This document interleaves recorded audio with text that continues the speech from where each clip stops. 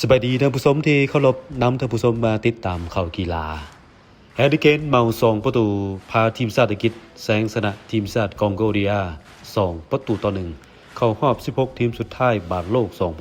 2026นัดนี้คองโกเดียขึ้นนำไว้ตั้งแต่7นาทีทมิดจากไบรอันซิแปงกา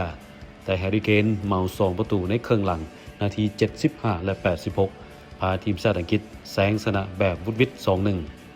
แฮร์รี่เคนเพิ่มสถิติยิงประตูที่13ในบอลโลกรอบสุดท้ายเทียบเท่ากับแจสฟองแตงอดีตกองหน้าทีมชาติฝรั่ง